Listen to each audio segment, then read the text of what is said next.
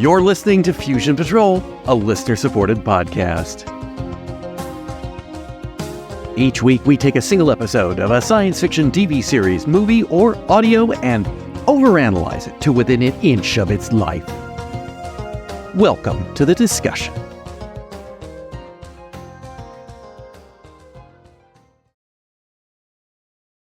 Hello and welcome to another episode of Fusion Patrol. I'm Eugene. And I'm John.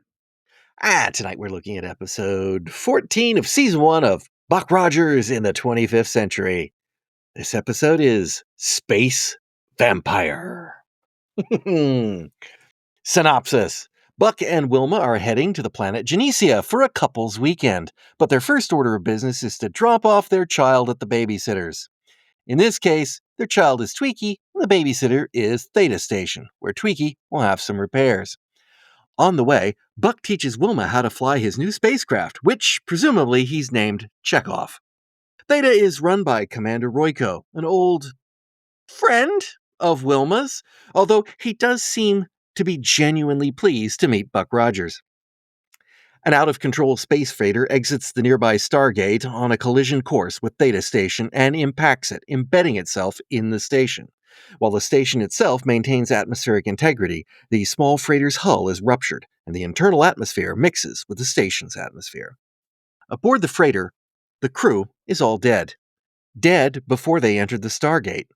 Reviewing the captain's log, the crew and passengers died rapidly, many experiencing hallucinations. They suspect it might be the highly contagious virus, EL7.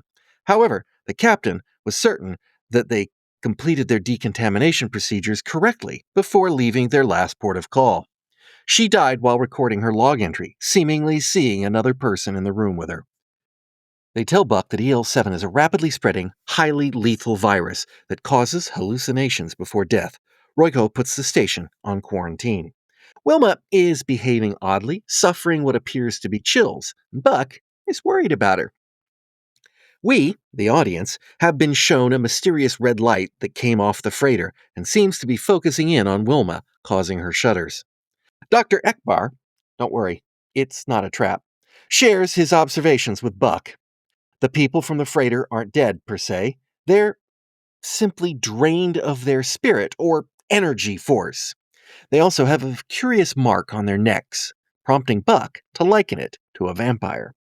Buck had noticed that one of the passengers on the freighter had a damaged drone. He contacts Dr. Hewer to gather information on the passenger, Helson. He also sets Tweaky about repairing the damaged drone, hoping it contains clues as to what happened aboard the ship. Dr. Ekbar has a report for Commander Royko, but before he can make the report, the corpses in his sickbay come to life and kill him. Buck gets a report from Dr. Hewer. Helson was a bounty hunter with a difference. 5 years ago, his wife and family died under mysterious circumstances. He was tried and acquitted for their murder. He claims the deaths were caused by something called a Vorvan, and he has dedicated his life to tracking it down since then. Tweaky has fixed the drone, and the playback of its final moment shows a seemingly delusional Helson confronting an empty room. But when they see an energy bolt zap Helson, Buck realizes that the Vorvan, whatever it is real and cannot be detected by electronic surveillance. In the video, Helson seemed to be using something to ward off the Vorvan, something that dropped from his hands in the attack. Buck returns to the freighter and finds it. He also finds Dr. Ekbar, now a reanimated corpse, attacking him. Buck can take down one zombie, but the entire crew of the freighter, who are waiting for him, as is the Vorvan, is a bit too much. He uses the amulet to stop the Vorvan draining him, but the zombies beat him up. Buck manages to trigger the alarm, causing them to leave. In sickbay, it's clear that Royko and Wilma think Buck is suffering from EL7 delusions, and don't want to hear any more about his space vampire theory. Buck calls Dr. Hewer and gets more info on a Vorvan. Yeah, it's a space vampire, and it can only be destroyed by a massive influx of energy. Buck hatches a plan that involves his new spacecraft. Wilma is pursued by the Vorvan, who wants her, presumably in some other capacity than all the other people he's already killed. He's about to have his way with her when Buck intervenes, shooting the Vorvan, which escapes. Royko arrives and, assuming Buck is a hazard, has him locked up. Wilma protests, but He suspects she's suffering from EL7 too and confines her to quarters. While in detention, Buck convinces Royko to call Dr. Hewer. In the meantime, Wilma voluntarily surrenders to the Vorvon if it promises to leave the others on the station alone. It agrees. Sometime later, Wilma, now Vorvonized, and in sexy mode, just like she was in the opening credits of the original movie, enters Buck's cell. She's disposed of the guards, and she wants to drain Buck too. Royko enters, and Wilma flees with a Vorvon, directly into Buck's waiting shuttle. They leave the station. Buck must follow them in a starfighter. He'd programmed his shuttle to fly through the Stargate directly into a star, hoping that would kill the Vorvon. But now he must rescue Wilma. As the star begins to overload the Vorvon, Wilma returns to her senses and escapes in the shuttle's mini-shuttle. All's well that ends well, because apparently everyone a Vorvon kills comes back to life when the Vorvon dies, including all the ones Wilma killed. The end. Okay, so, Space Vampire. What'd you think? As a retelling of Dracula, it was all right. Music was a little bit rough. I mean, it set the tone, but they could have turned it down just a little bit, or maybe paid for a couple of extra tracks. Acting was out of the norm for the characters. I think Buck pulled off the something slightly off here, feeling better than Aaron Gray did, Wilma. Mm-hmm. But it works. I mean, she's freaked out and, feels a constant sense of death for the first time in her life. Yeah, I think, she's getting it much stronger than Buck Oh, is. yeah, so yeah. It's definitely being directly yeah. towards her. It was all right. The funny thing about this episode is when I was a kid, I kind of thought this episode was cool because it was something a bit different from some of the other stuff. It had something, kind of like the vampire stuff, particularly because it's not a vampire. This could be real, man. This is a space creature. And as you get a little bit older and as you listen to the prevailing wisdom, you realize that this episode is considered one of the worst of Buck Rogers. Yeah. And watching it, it's nowhere near that. This is actually better than most we've watched. And I will tell you why. What's wrong with this episode? What is absolutely horrifically wrong with this episode is the Vorvon's makeup. Oh God, that and pacing. But yeah, it's terrible. I have a note on that. I think it's where is it? The Vorvon makeup could be the worst monster job I have ever seen. It's very poor. And I don't think I ever realized it, but they're kind of going for Max Schreck's Nosferatu. Yeah, but spacey. And it does not work. And I think this show would work a lot better if the Vorvon didn't look so awful. Because here's the other thing. You mentioned the music, which is very atypical for a Buck Rogers episode. Yeah. But most Buck Rogers, and this is not meant to be a slight, it may sound like one, but it's not meant to be one. The directing is very flat and workman-like.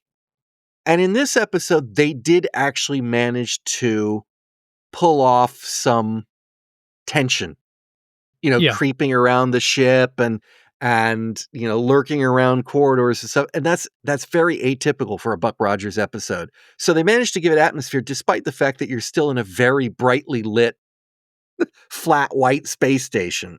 Oh, yeah. So yeah, no, I actually walked away from this with a much greater appreciation for this and a much greater disappreciation for the Vorvon makeup. It's like, I think that's really holding this back and why everyone thinks this is laughable. But it's like, it's not fantastic, but it's on par or better than that one with Hieronymus Fox. Yes. Or quite a few of the episodes we've seen so that are relatively, they're they're light. Lite, light. Yes. kind of Yeah. shows. Yeah, it was not And much of a stretch for anybody involved to make this. But this episode, yeah, I think it's because they actually well, I mean, the actors had to act. I think that kinda yeah, helped, but up yeah, to a point, yeah. yeah, for 1980s TV, and I'm surprised this wasn't a Halloween episode. It really could have been, but it was released in January, early January of 1980. Oh, It's a man, Christmas episode. it's a They Christmas just fell episode, back a there we little go. late, yeah. Yeah, there you go. Yeah. The gift is a space vampire. That's what everybody wants. He looks a bit like Santa Claus. I mean, Yeah, but and also this is not an episode actually, this whole series is kind of DVD release has not been kind on it.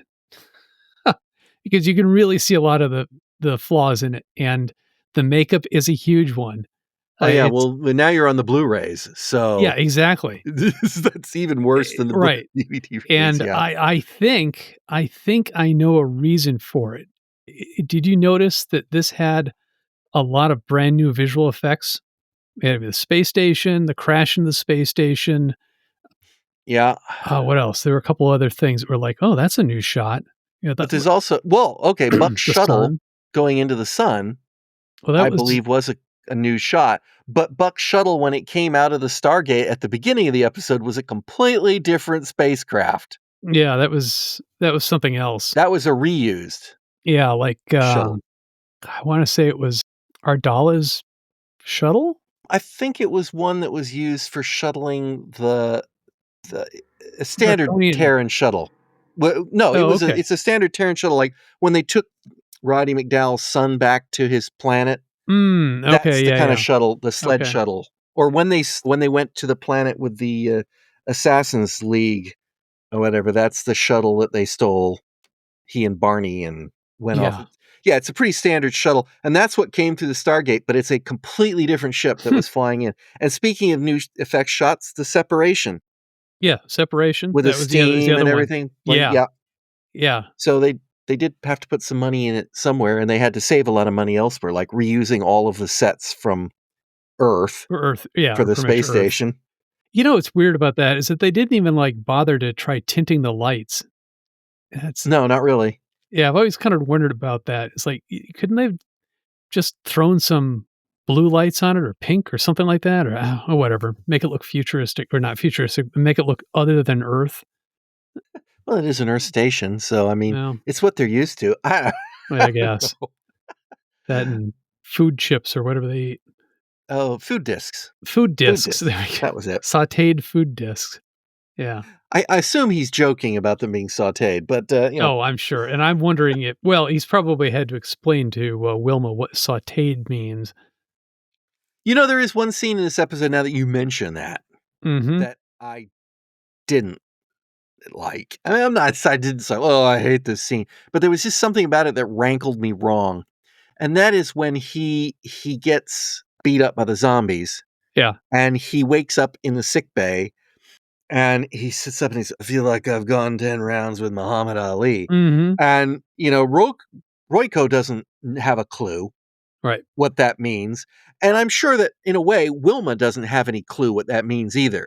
But Right. Wilma should know that's a 20th centuryism, Oh, yeah, yeah. I right? figure But that instead, she kinda leans back and just sorta, like, if she'd put her hand to her temple and twirled it around like, "I don't know, I think he's wacko," that's kinda what she did. She's like, "Mm-mm," and that is not the thing to say to a guy who is evaluating you for being delusional, right? right. She should know that by now, that's Buck talking in vernacular, Yeah. and it doesn't come off right in that scene, but a minor thing. So, I have a bunch of l I have a bunch of questions here. Sorry, I'm just looking at my questions, and one of them is obviously got such a big typo in it, I have no clue what I was trying to say. So I'll just ignore that one and maybe it'll come to me. The first question is, what are Buck and Wilma doing going to Genesia? I think they're just 2 friends having a long weekend together. You think that's what it is? You think they're going to Genesia to find people to hook up with, or do you think they're going to Genesia because they're going to hook up? Both. That's my Both. okay. Buck could probably deal with that. Yeah, And it is I got kind a of feeling that, once all this blows over and everything's all patched up at the station, then Commander Royko is gonna follow him. well, they went back to Earth. Well, maybe they all Silly go to them. Genesia, who knows? In between, I don't know. Silly them. I kind of if you will recall the original movie, and I know they made a lot of changes from the original movie into the TV series. Mhm.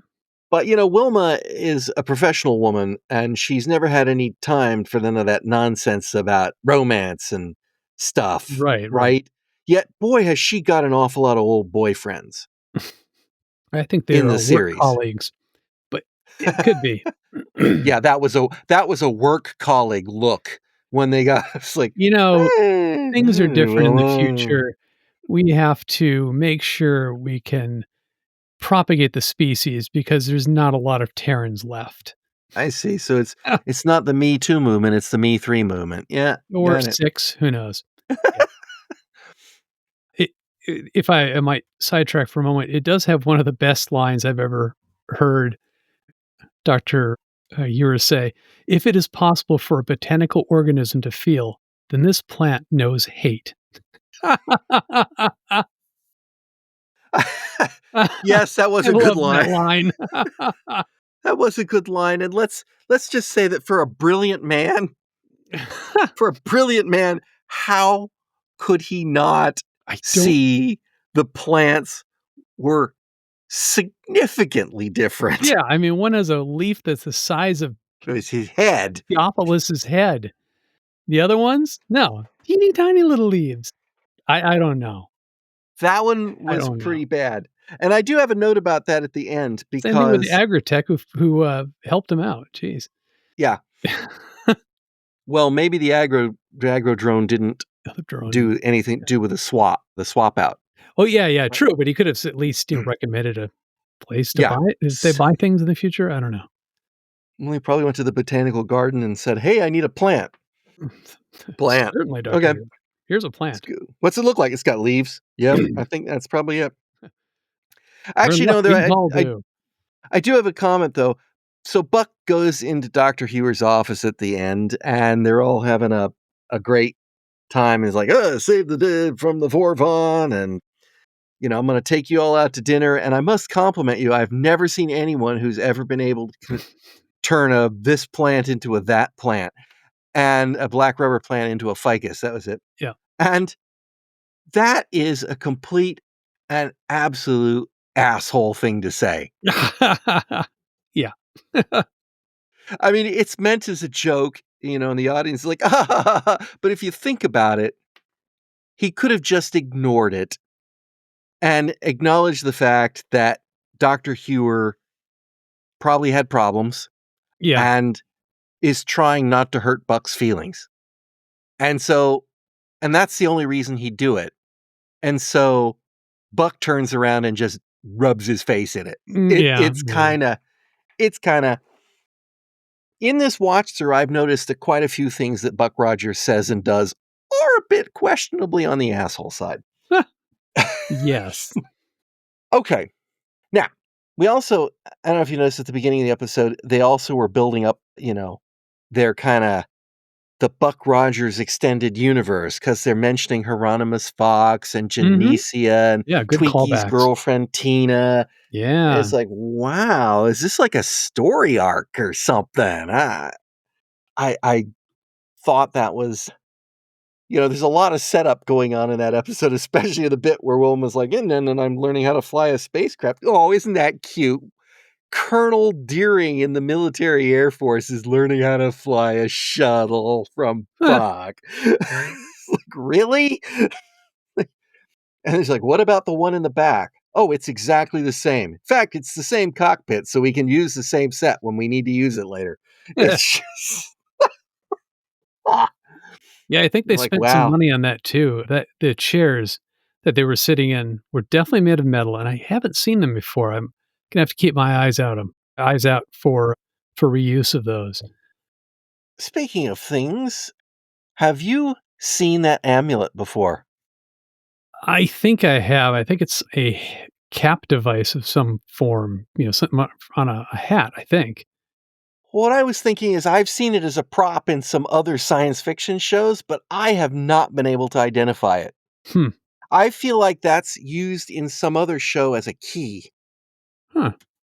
right? The indentation goes into some secret panel in a wall or Fantastic something. Journey? I can't.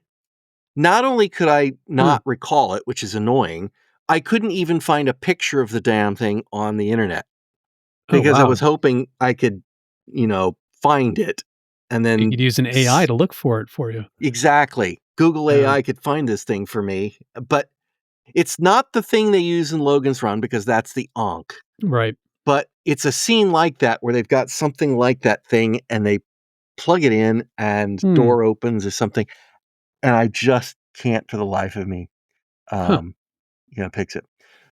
Now, you mentioned, switching gears a little bit, Mhm. you mentioned that this is a retelling of Dracula. Yeah. Okay. It's a retelling of Dracula, and it's interesting. Buck never mentions Dracula in this, does he? No, just vampires. Just vampires. Yeah. Then we have a I mean, we can offhand we can go reference to with Romania and the name of the ship. Vorvon. Sounds a bit like vampire, not much. Helson certainly Oh, is that's Van Van Helsing. Helsing, Yeah. and the name of the freighter is the Demeter. Yes. That's not even Well, that's not even, "Oh, it sounds a bit like it." I mean, that's it. That's the ship that went from Varna to Whitby, yeah, in the I'm only guessing that the word Dracula is copyrighted, or it was nah, just too obvious for the kids back in the '80s. long out, even back then. Yeah, it's I I don't why? Why do that? I don't know. I don't know. I don't get it. I mean, everybody knows you're talking about a vampire story, and whenever somebody's talking about a vampire story, they're kinda talking about Dracula. Right. I mean, yes, there are other vampire stories, but Uh, Pretty much that is the one of record, yeah, if there's such a thing. particularly back then. Yeah. Nowadays we've got a whole bunch new vampire universes, Vampire Lestat, Lost Boys, Twilight, there's a whole bunch of different not Dracula vampire universes, Mhm. but back then you're talking about Dracula and no one would say vampires. You'd say kind of like Dracula or something. It's just Well, but I mean, maybe I guess it wouldn't afraid the have really audience but is it an homage? it It's like I don't get it. I really don't. hmm. Um, Yeah, I don't know. I was gonna say maybe, it would have made as much sense as somebody just saying vampire in the future. They wouldn't have known what that was, and they wouldn't have known what Dracula was either. You'd have to say, a creature that sucks energy. It's like, "Oh, okay, yeah," or something sure, but like we know Buck Rogers is not that person. Buck Rogers is the guy that says, "I feel like I just got 10 it. rounds with Muhammad Ali." Exactly. Yeah, why? I don't know. I really don't know why he wouldn't have said that. All I can think is that it's some legal issue.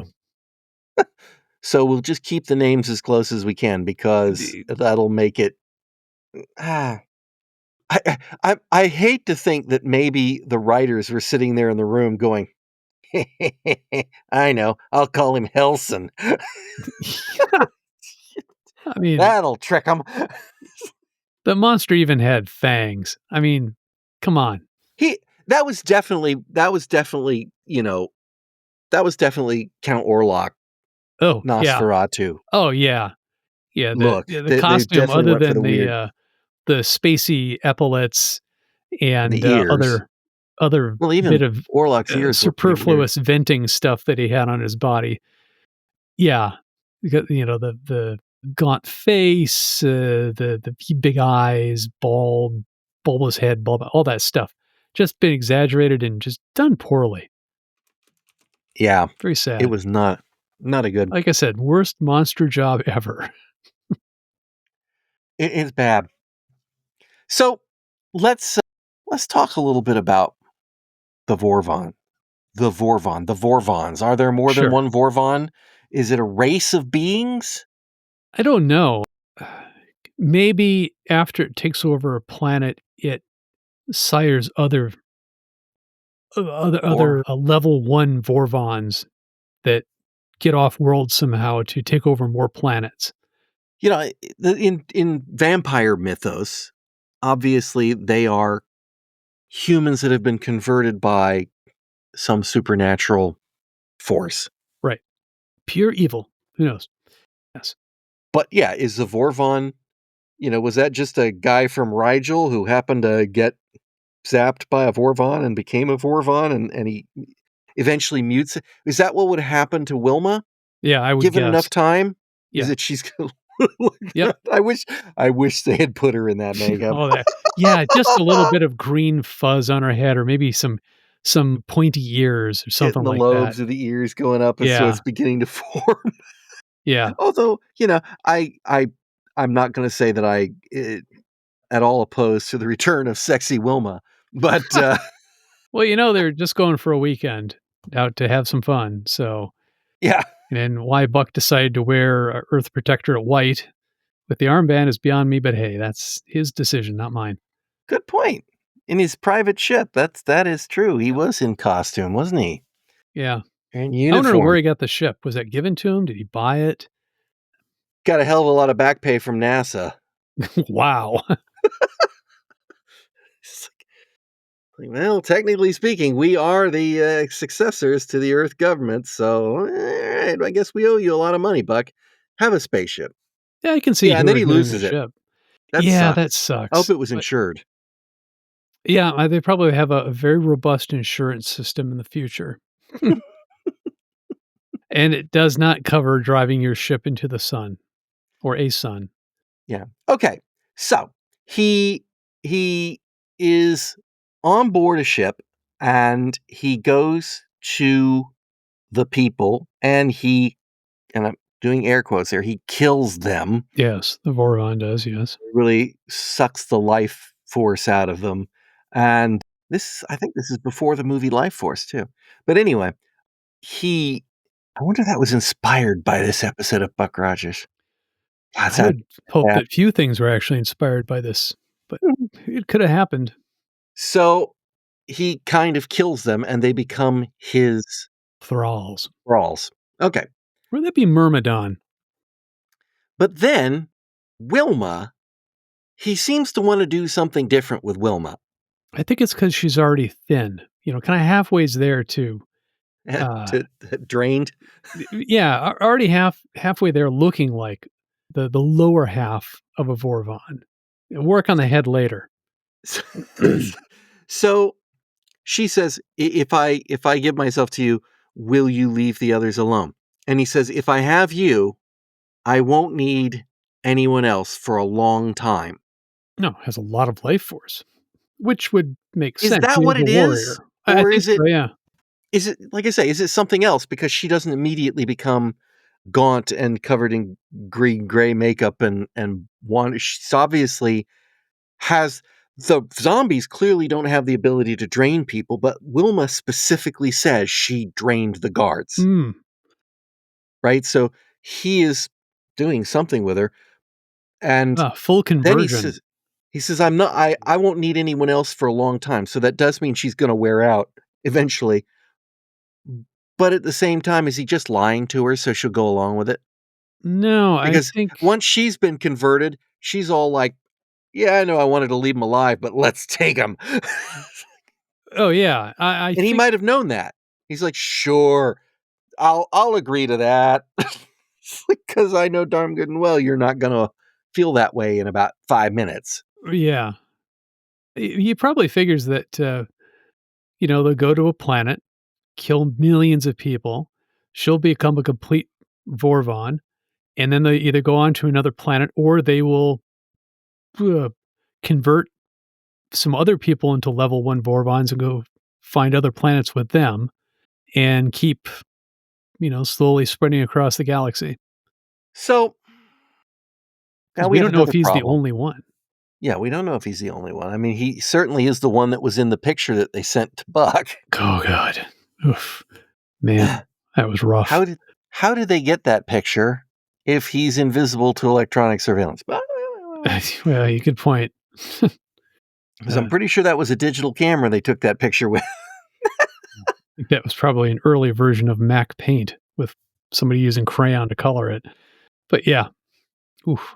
So we have a situation here when Wilma's like, I drained them all. It was great. I love the fear. and, and I'm like, so Wilma murdered these people. I don't think they're going to allow that to stand. And of course, they didn't. The Vorfon dies, and Mhm. they all come back. Right. But why did the ones that Wilma took down come back? She didn't die. Why did she? I think that it's just the influence that the Vorvon has on the people that he attacks. Statute of limitations on this? Because we know that Helson has been chasing him for 5 years since he killed Right? his family. Did they just wake up in their coffins? Ooh, that would be rough. How long has the Vorvon been doing this? Has he been doing it for hundreds of years? Thousands of years? How many millions of people just woke up? Well, I mean, I don't know. I mean, do you still age when you're Vorvon's thrall? Do you decay? I I don't know. It's But cellular disruption, whatever that's supposed to mean. obviously the important part was that Wilma didn't murder anybody. Right, right. Right? That's why they did it. It's like Well, Wilma yeah, didn't murder anybody. and how do you get somebody back? I mean, she's one of the stars of the show. We've gotta not hurt her permanently. Ex- exactly. Yeah. Exactly. It was an interesting way of doing it. I can't how do they deal with it in the Hammer movies? Do when the vampire dies, do his underlings also die? If they have if they have been well, if they've been converted to vampires, no. Okay. They have to be killed individually. Alright. Um, I think if they're under his hypnotic influence and not yet Converted. converted, yes, the influence is broken. Okay, so But that's pretty much what it is then. yeah, So he just has the no kill conversion, I guess. yes. The other thing that well, I don't know. In Buck Rogers, which is good because that's what we're talking about, Yes. we have a series of stargates. Right. And from what we've ever seen, you travel instantaneously from one stargate to another. Mhm. This is not like Babylon 5's jump gates where you jump into hyperspace, follow a beacon, and then find another out point and go out another jump gate Mhm. that's been built. Or you have a jump engine of your own and you punch a hole back into real space. Right. In these, there are programmed stargates. And in one instance, we had a episode where, they come out of the jump gate and then they still have A a ways to couple of go. 3 hours Yeah. ways to go from where the Stargate is. So I ask you, what wise guy built the jump gate, the Stargate, next to the sun? Okay. I just thought of this, so obviously this is brilliant. So here's how this works. So the jump gates work on fixed points throughout the the galaxy, and you can go from one to the other, and they just happen to be where they are. Fortunately, there was one near Earth, apparently, and because of that, societies would kind of spring up around those. And one of them just happens to be really close to a sun. Perhaps, I mean, obviously you would not want to go to that one unless you needed to be that close to a sun. Perhaps you were disposing of trash. I mean, it's perfect for Quark. You just chuck the space baggies right through the Stargate. It's done. So yeah, I think they just appear where they appear, and that's where you make your jump gate. And then you have to drive for a while until you get to the space station or the planet system. I think we've had a previously mentioned that they built the Stargates. Well, they built the machines, but the node in space time. Okay, then let me ask you another question. What? Because we have had them say when they're entering the Stargate near Earth Mm-hmm. that they program the destination Stargate. Yeah. So they want to go to Genesia, they program the Earth to Genesia jump. Yeah. They fly in one, they pop out near Genesia. Okay, or the nearest Stargate to Genesia. Okay, fine. What was the freighter doing? What was the I Demeter doing? um 17 hours since we passed through the jump gate, and now everyone's dead except for me. right. I'm guessing that they were on their way to another jump gate. Why would they need to? Why not just go in the one and come out the one you want to be at? I don't know. Maybe they were eventually. I don't know. So it's like, okay, I don't think you've thought this system through, guys. Or maybe they were going to go to that space station, but they all succumbed to the disease before they could alert the space station that they were incoming. I don't know. But they were in regular space because there is no time when you're going through the jump gates. They're instantaneous. Again, it's not like the Babylon 5 jump gates where you might Oh yeah, good spend point. days in hyperspace. You go from A to B and you're done. Why would you go through a Stargate, come out somewhere, travel 17 hours to another Stargate, and I then don't know. jump to Theta Station? Maybe they did just a big loop and went back to the one that they just came out of. I don't know. I don't know. Yeah, because after they're dead, then the Vorvon obviously took them through the jump gate and took them to Theta Station. Well, I think Um, the ship was on some sort of programmed course, but then it could be. did stop being programmed after it got out of the jump gate because their avionic systems are not quite as programmable as we would think they should be in the future. Knowing what we know now, I don't know. I mean, I do like your idea of putting a Stargate next to a sun so everyone in the galaxy can just shoot their Mhm. garbage through it. Oh, how awesome would that be? I'm sure, You can make an entire series about that. I am absolutely sure that if we tried that, there would be environmentalists that did not want us to do that. Yeah, I would like to hear their argument. You're tampering with things you don't understand. You're contaminating the sun. You don't know what it's going to do to it. I honestly think a few tons of metal plunked into a We shoved a hydrogen small moon into it. reactor. Nothing much happens, so I think we're good with waste from a few planets. Well, if you shove a small moon into it, you might get some, I don't know, A solar burble. flares or something. Yeah, ooh, around a sun with no planets. Yeah, there you go. Yeah, well, that's that sun. I mean, Oh, yeah, our obviously, if sun, we who knows? started doing it on our sun and we tried shoving it into the sun, I'm sure there would be people that would be absolutely that is in contravention of space protocol 214 that says we can't touch anything because if we did, we'd mess it up because we're stupid humans and we screw up Well, everything. nowadays they'd say AI was involved in national security, blah, blah, blah, and just keep doing Nah, well, yeah, we pulled out of the contamination of Mars Pact. it. So now we can contaminate the sun. Ooh, Ah, yeah.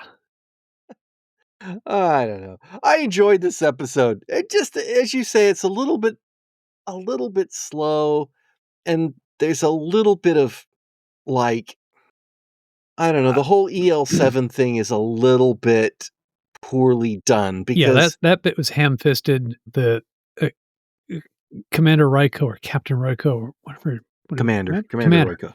I think it would have been better if he had not been set up to be so adversarial to Buck in thinking that Buck was contaminated. I think it would have been better if early on Buck should have explained what a vampire was to Dr. Ekbar and Royko at the same time. So they're all kind of on the same page. And then, strangely enough, would have started to be like Alien, which I think had just come out. Yeah, the year before, 79. So it it would have set a different tone to the story by having all of them look for him and then, of course, get picked off and then come back, blah, blah, blah. I think that would have been better. But as it You know, is, well, that's what we got. the funny thing is, so you have the scene where Ekbar is talking with Buck, and he's like, I see that these things are drained of their life energy. Mhm. Now, Their soul. that scene felt like he was confiding that to Buck instead of Royko, Yeah. Yeah, oh, yeah, yeah. right? And Buck is like, like a vampire. What? It's like, Right. okay, fine. Explain? No. Then Royko, then Ekbar is in sickbay, and he calls Royko and he says, "Hey, I want you to come down here and I'm going to give you my findings." And okay, Royko goes to get Buck and Wilma, and the zombies take Ekbar and kill him, Right. or not kill him, as the case may Turn be. him. Yeah. Okay. That feels like Ekbar has never had the opportunity to tell Royko about the life force or Right. anything. So they all show up, and the only person that has any data that could have helped Buck's case is now dead. Right. Buck starts mentioning something about it and says, "Yeah, Dr. Ekbar told me about your wacky theory." So he did have a conversation with Oh, him. yeah, that's right. Hmm. So Ekbar did talk to the commander and tell him about his findings about the cellular disruption and the what. So whatever he was calling him to tell this time was something different, something more. Hmm. Well, he might have been trying to tell him that there's no traces of EL7, which also would have helped. That would have been a thing to be checking for, yeah. Yeah. There is no, we did an autopsy on these Hmm. people, but no, he didn't because none of them were cut up. I think earlier he said that he had to run some more tests. So, yeah, that makes sense. He would have run the test and not found EL7. Hmm. Yeah. Or they would have. Yeah, and as you say, Royko is in a bit of an adversarial relationship, and it's kind of odd because you know, when he shows up and he's obviously had some dealings with Wilma, Mhm. we're doing that whole thing with Duke again, where you're potentially setting up a triangle, a jealousy triangle, Yeah. and yet they don't do that. He's immediately like, "Whoa, hey, I am pleased to meet you, Buck Rogers," and he seems sincere. Yeah. Right? That's not Buck Rogers. Yeah, that guy. All right. He does seem to be genuinely pleased to see him. He seems to be welcome their help. He's not he's not getting into a my eggplant's bigger than your eggplant. None of that in this at Well all. well, that's why I actually do He think is that, he and Wilma were colleagues and not, like, lovers. and he is more adversarial, however, to Buck than he is Wilma. He thinks both of them have EL7. Right. But Buck's the one we're gonna put in the brig, and Wilma we're gonna put in her inner quarters because she's a Um, girl. yeah, I I think that's probably it. Pro she's obviously more ill than Buck is, Right. if based on their behavior. I mean, she's been standing around going, "Ugh, and I see people, and like, Yeah, but Buck is running around with a gun. yeah, a military guy running around with a gun. I mean, Obviously, he's jeez. the guy you need to put in the brig. And then or just take his gun away from him. Well, he can still run around. But that's what the sedative is for. Yeah, why does he need a sedative when he's in jail? I to stop him from running into the walls because he's running around? Talking I into don't people, know. yeah, I don't know. Yeah, it could be. Maybe it's the nice thing to do in the future. Yeah, they It could be definitely that Royko has seen EL7 effects on Deneb 5 and, you know, knows what's gonna happen and is kinda braced for it and, "No, okay, we're just gonna give you sedative because trust me, you're gonna want this in a couple hours." yeah, I maybe, I Yeah. mean, Obviously, Ekbar didn't have a nurse or anything. Yeah. Second doctor, 100 people on the base. I guess one doctor is probably enough, but I feel like there should have been somebody else that could look at his lab results, or I Yeah, don't you know. could have transmitted them back, and they are only like a day's trip away from some place where you can get extra serum. So, Yeah, you could always yeah. get a couple relief doctors or an entire Well, my medical guess team is there quickly. I guess is it probably it's not a day to get the serum there. It's probably most of a day to get the serum boxed up and ready to go. Right, and zip on over there in Then 20 right minutes. through the Stargate, pow, pow, there you Mhm. are. Yeah. And whose bright idea was it to point a Stargate right at the space station? Once again, you know, it's like, Yeah, not aim it at 90 degrees to anything in the system. You just yes, pop out, exactly. make a turn. Yep, yep. Yeah. Do you, you have anything else about this episode? Let's see. I thought the actor who played Helson, which we only see very briefly in the video replay from his servo droid thing, Yeah. I did a really good self-thrashing, uh, Okay. threw himself around being attacked by the invisible Vorvon. I'm guessing stuntman. Probably, yeah. Um, Does he come back to life or was he beaten to death? I think he was beaten to death, but we never really know. Yeah. I'm not Or sure. he could have been knocked unconscious and then drained. But we Yeah, never see him among the zombies, so or maybe he was one of the fatalities from the accident. I don't know. Let's see. Oh, and I liked during the fight with that Buck had when he retrieved the amulet, he had that little flashlight in his hand. It yeah. gets knocked out of his hand, and it goes farther away on the set, hits a wall, and falls on the floor and is shining on the wall. I stopped and I rewound that, and yep, sure enough, you can see the one that Buck threw. It hits the ground, the light goes off, and then some grip flipped a switch to turn the light that was properly placed where it should have fallen, which Giljar did throw it within about 2 or 3 feet of where it landed, or where it was supposed to land, to give that great lighting on the wall and the lighting on the for the rest of the scene in there, and the lighting on Ekbar? Ekbar's face, yeah, as he lay dying or unconscious or out of service. We'll just say out of They service. they like I said, the guy who directed this one has done better than 90% of the other Buck Rogers episodes Yeah, he on had some this. nice little things here and there. That and I would really be interested to find out whether or not the extra special effects were stuff that ILM did and they were just kinda holding out, or if it was stuff that they did for Battlestar Galactica that never got used. I was gonna say ILM didn't use that. That was Dykstra's Was it? I thought, company was. ILM did a bunch of the planetary pictures and a bunch of the establishing shot type stuff. Hmm. I'll have to go back through my notes for that. But anyways, it looked like a decent effects company did that. But, and it was, nice seeing Lincoln Kilpatrick, that's what his name. We've seen him before on this as Zachary in Omega Man and Father Paul in Soylent Green. Oh, okay. So Dr. Ekbar. Dr. Ekbar, yeah. So that was kinda cool. Yeah, he was competent until he was, turned into a zombie. Yeah, yeah.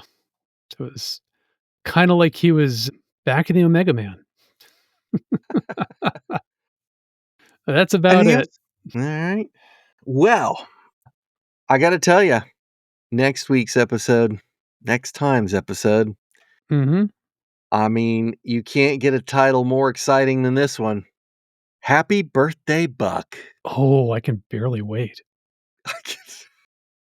Wonder Do how you know old how Buck many is. candles that guy's going to have to? I mean, shoo, I think wait. you start using symbols like in, Roman numerals, like road flare for every 100, and then entire book of matches for every 10. I don't know. Whatever they are in the future. Hmm. All right. Well, John, thank you for joining me. No, you're welcome. And listeners, I do hope you'll join us all again next time. on Fusion Patrol. This has been Fusion Patrol. Thanks for listening. If you're enjoying this podcast, we hope you'll consider supporting us at buymeacoffee.com/fusionpatrol or patreon.com/fusionpatrol. For our Patreon subscribers, we're currently running a special series on Babylon 5. Come join the conversation and find other content at fusionpatrol.com. You can contact us on social media where our Fediverse address is @podcast@fusionpatrol.com or by email at feedback@fusionpatrol.com. Fight the Future by Amberwolf is our theme music. You can find more from Amberwolf at bandcamp.com. This has been a Lone Locust production.